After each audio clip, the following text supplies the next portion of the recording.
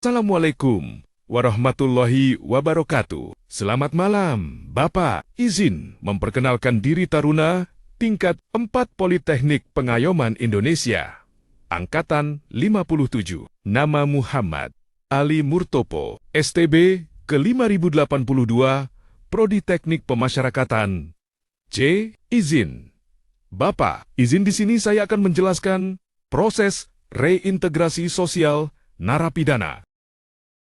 Tidak semua individu memiliki perjalanan hidup yang sempurna. Ada mereka yang pernah melakukan kesalahan dan harus menjalani masa pidana di lembaga pemasyarakatan. Namun, pertanyaan pentingnya adalah, apakah setelah menjalani hukuman, mereka benar-benar siap kembali ke masyarakat?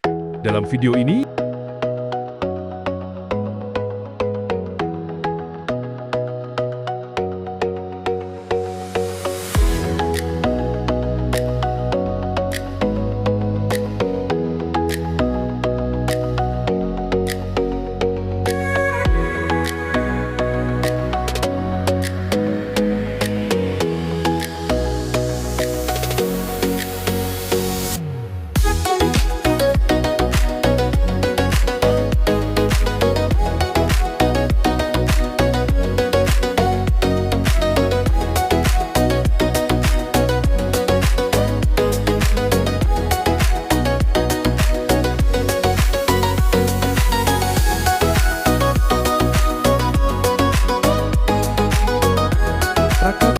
dalam video ini, saya akan membahas bagaimana proses reintegrasi sosial narapidana, khususnya di Lapas Kelas 2 Cipinang, dengan menggunakan pendekatan Six Thinking Hats dari Edward de Bono.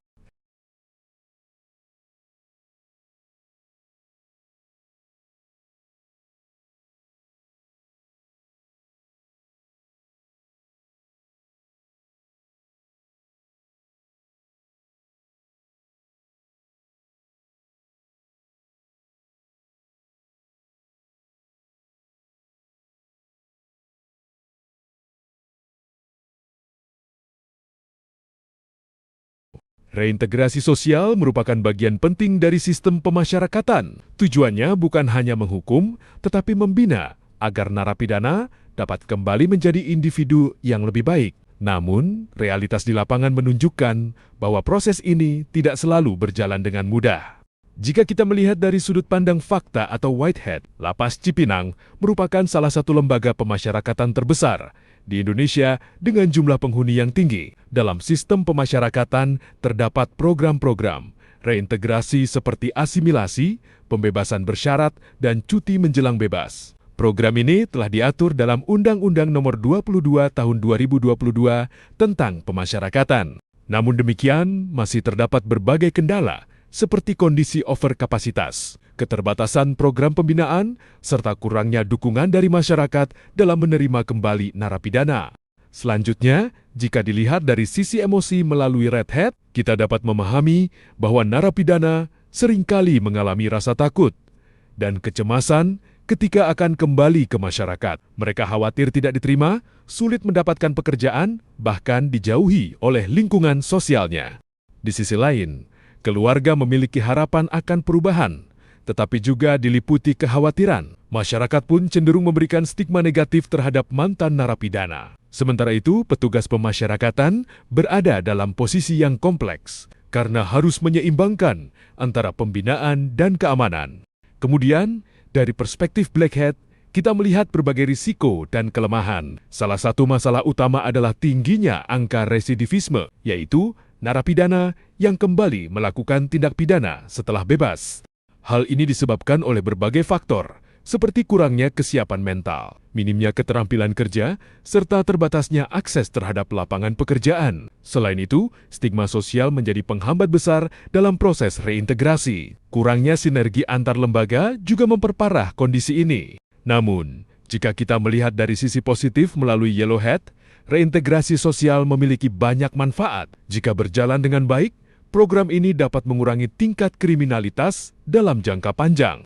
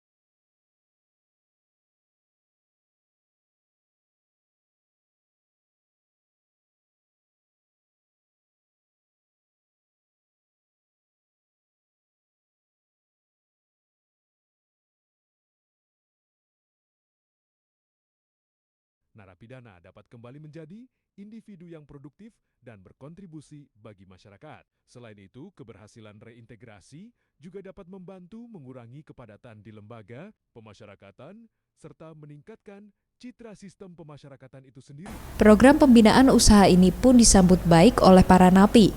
Menurut para narapidana, program usaha ini membantu mereka untuk mempersiapkan kehidupan yang lebih baik setelah bebas nanti. Saya terjerat kasus pembunuhan, pasal 338 yang diterapkan ke saya. Semenjak saya dikerjakan di asimilasi kerja ini, asimilasi di luar untuk dibina untuk dipekerjakan. Nah, ini saya alhamdulillah dapat ilmu dari sini. Nah, nanti setelah saya keluar mungkin ini akan saya terapkan untuk perekonomian saya. Mudah-mudahan bisa saya laksanakan. Selain sebagai ajang belajar berwirausaha, melalui program tersebut para narapidana juga belajar bersosialisasi dengan masyarakat. Meski begitu, pengawasan tetap dilakukan oleh petugas lapas demi mencegah kaburnya narapidana. Jadi untuk program pembinaan ini harapannya para warga binaan yang keluar dari lapas Kediri ini mendapatkan bekal ketika keluar nanti dia tidak bingung saya mau kerja apa dibekali seperti ini. Jadi kalau yang ini berarti dia dibekali dengan ilmu berdagang. Biaya untuk pengelolaan kedai jus ini semua bersumber dari dana lapas. Nantinya, semua hasil penjualan juga akan dikembalikan ke lapas untuk pengembangan kegiatan pembinaan. Selanjutnya, pada tahap Greenhead, diperlukan ide kreatif untuk mengatasi permasalahan yang ada. Salah satu solusi yang dapat diterapkan adalah program mentorship, yaitu melibatkan mantan narapidana yang telah berhasil untuk menjadi pendamping bagi narapidana yang akan bebas. Selain itu, perlu adanya kerjasama dengan sektor swasta untuk membuka peluang kerja bagi mantan narapidana. Program pelatihan keterampilan juga harus disesuaikan dengan kebutuhan pasar seperti keterampilan digital, kewirausahaan, maupun keterampilan teknis lainnya. Upaya lain yang dapat dilakukan adalah kampanye publik untuk mengurangi stigma terhadap mantan narapidana, serta pemanfaatan teknologi dalam bentuk aplikasi monitoring dan pendampingan pasca bebas. Sebagai penutup, melalui pendekatan Bluehead, dapat disimpulkan bahwa reintegrasi sosial narapidana di Lapas Kelas I Cipinang telah memiliki sistem yang jelas, namun masih menghadapi berbagai tantangan. Oleh karena itu, diperlukan langkah strategis, seperti memperkuat program pembinaan berbasis keterampilan kerja, meningkatkan kolaborasi dengan masyarakat dan sektor swasta, menyediakan pendampingan berkelanjutan setelah bebas, serta melakukan edukasi publik untuk mengurangi stigma sosial. Dengan pendekatan yang kolaboratif, inovatif, dan berkelanjutan, diharapkan proses reintegrasi sosial dapat berjalan lebih efektif, sehingga narapidana tidak hanya bebas secara fisik, tetapi juga mampu kembali menjadi bagian yang utuh dalam kehidupan bermasyarakat.